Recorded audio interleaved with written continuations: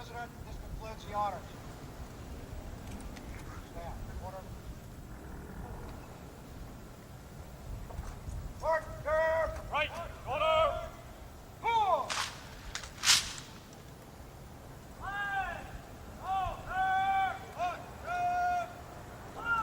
Out!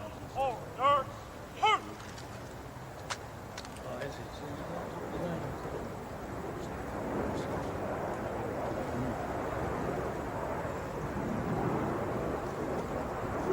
Out! Right! Out!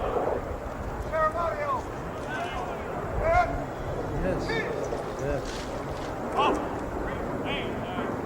Keep!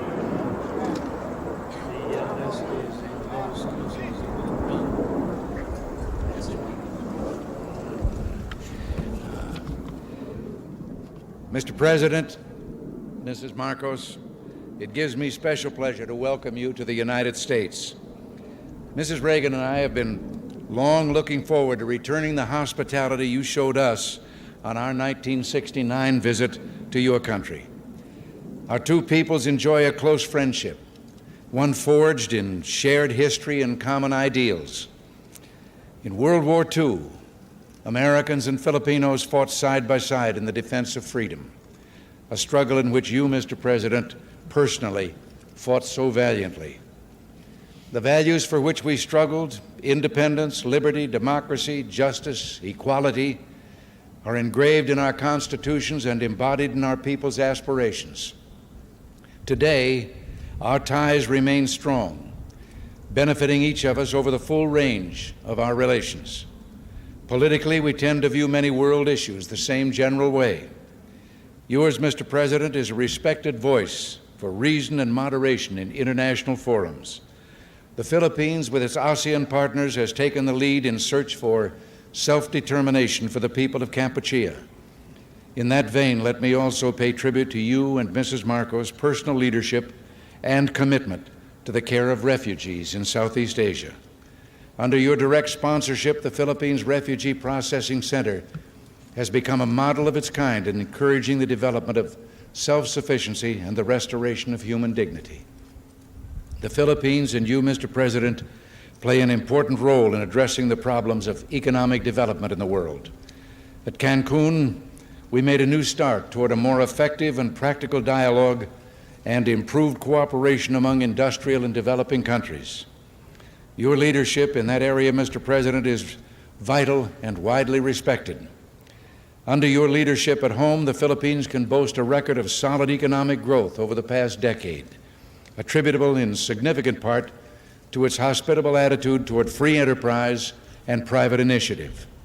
Your country's dedication to improving the standard of living of your people is an effort in which we've been delighted to participate through bilateral and multilateral economic assistance. Your continuing interest in better nutrition has led the Philippines to achieve self-sufficiency in food grain production. You can also point with pride to the success of your rural electrification program, now bringing benefits to an increasing number of remote regions.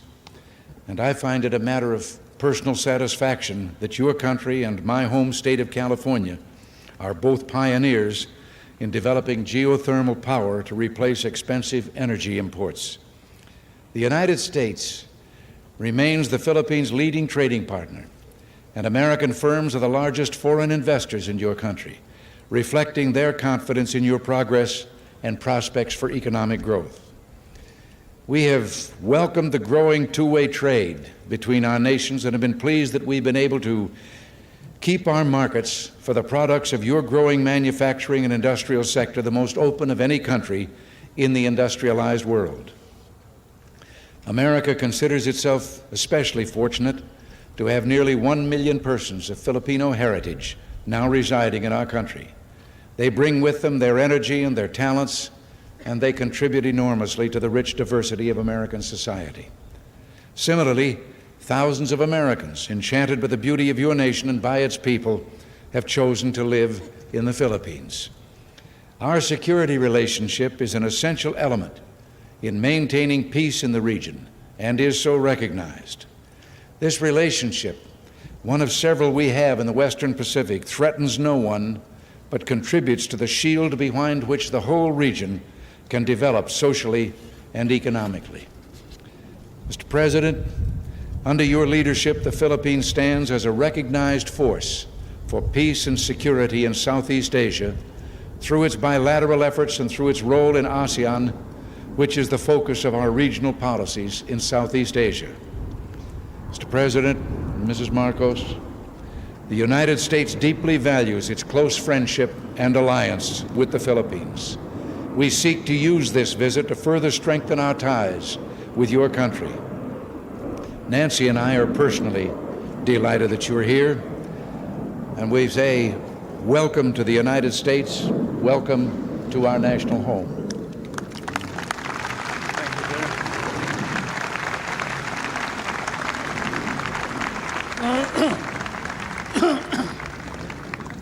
Thank you very much, President Reagan. Mrs. Reagan, members of the Cabinet,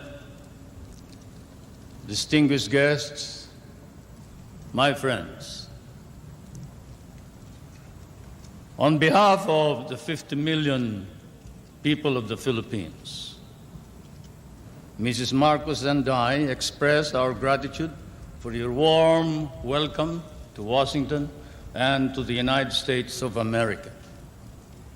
This great and beautiful city, that is one of the few cities that was built as the capital for a great nation,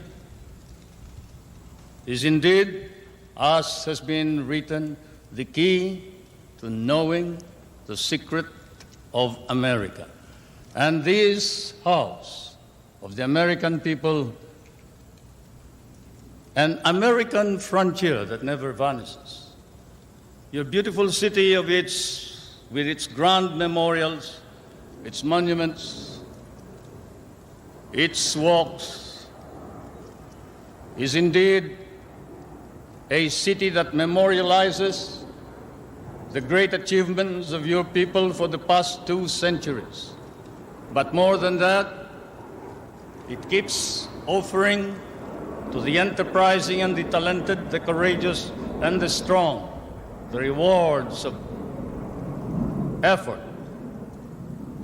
and of initiative. At the same time, as I stand here on American soil, I realize that I stand on what may be the center of the government of the United States of America, here where, as I have often stated, the future is being born. The future is being born depending upon the man who is in the White House. And the man who is in the White House today certainly is creating a new future for our world.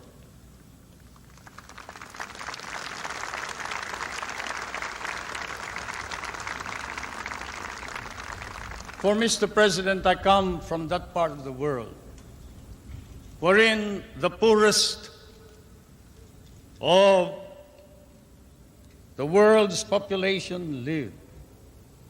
I come from that part of the world that cherishes an image of America with its ideals, its dreams, its illusions.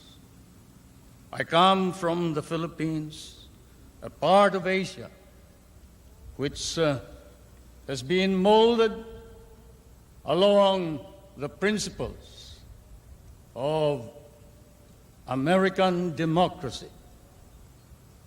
We learned to love these ideals and principles, and we lost 1 million of our people fighting for them in the last war. We have always stood by these ideals. We shall continue to do so, whatever may be the cost, at the risk of our fortunes, our lives, but more important of all, our honor. We stand for the ideals of democracy that is our legacy from the United States of America.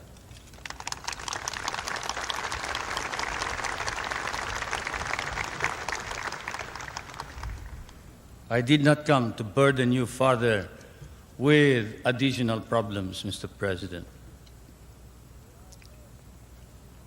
For I know that, as I have said in many a speech before my own people and before the world, fate and destiny has decreed that the United States of America be the trustee of modern civilization against the threat of a possible second dark ages. And America cannot fail.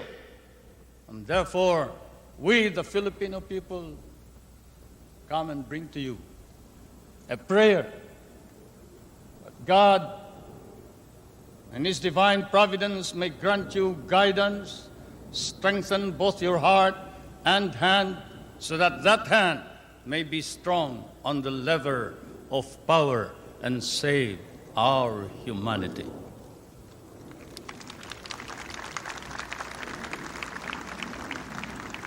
If America fails, then the world is lost. And thus, Mr. President, I can assure you that throughout all of Asia, there is nothing but a reservoir of goodwill for you, the American people, and the United States of America. Once again, may I say thank you for your warm welcome and your hospitality, which I know we will never be able to reciprocate. Thank you.